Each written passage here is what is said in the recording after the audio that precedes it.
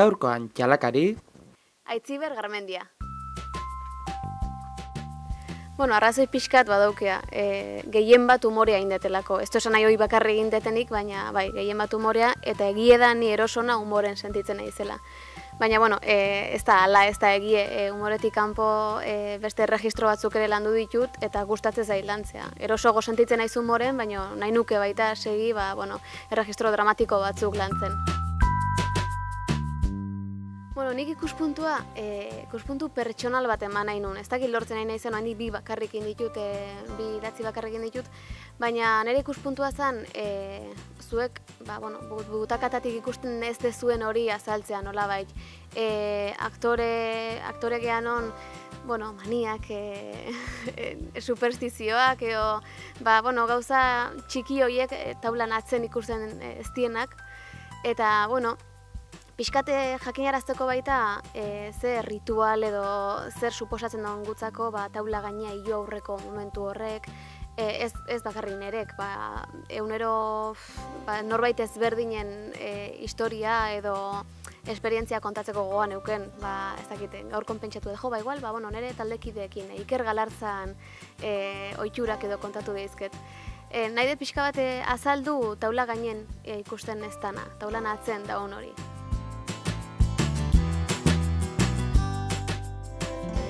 Bai, egia esan bai. Jende askok ez du ulertu hitza, egia da, goierrin, behintzat nire ingurun asko erabiltzen da hitza dela, neska motza da, txikarrona esateko modu bat.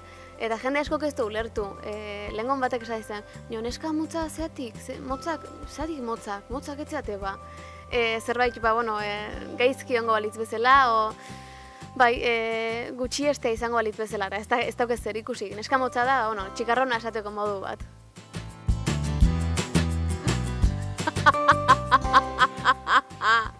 Ze?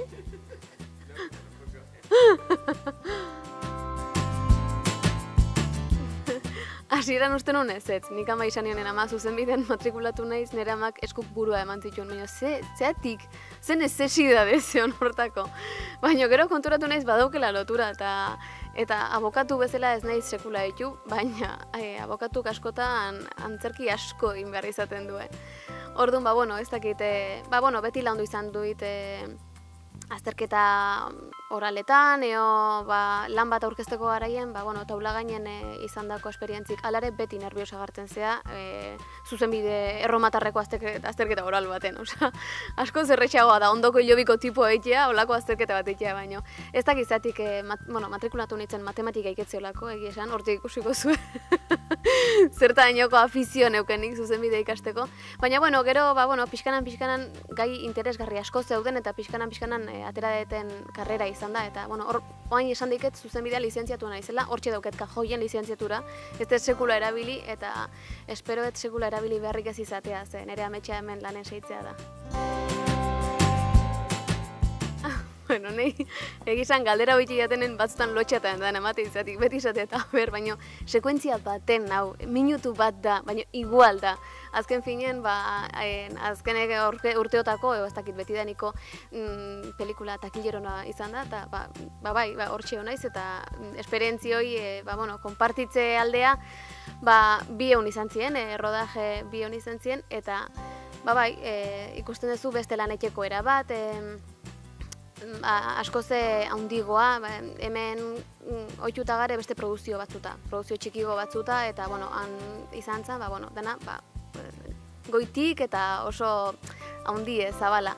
Baina, bestela ez dauke aldean nabarmenik, nire lankidekin ondo honitzen, guzti honitzen, eta listo. Gero bai egia da, impresio egizula, esatea, jolin, zenbat takila egin nahi da, zenbat ikusle, pena mate izugun sekuentzi bakarra izatea, baina, hortxe honitzen ba.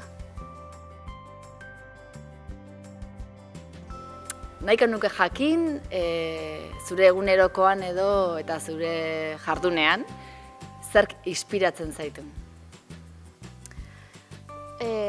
Ni beti inspiratzen hau neure burua ganakeko fideltasun horrek, eta jakitea goizero esnatzen naizenen nik aukeratu deten hori egiten nahi naizela. Bai pertsonalki eta bai profesionalki, baina gure kasun profesionalki une errexago daude, beste batzu zailagoak, baina inspiratzen hau garbi eukitzek zer izan nahi deten, zertako borruka nahi deten, eta noa iritsi nahi deten. Eta usten dut gauero, oia sartzen nahi zenen eta pentsatzen detenen, konturatzen nahi zenen, nire bidea nik nahi bezala, jorratzen nahi zela, zorion txu egiten eula.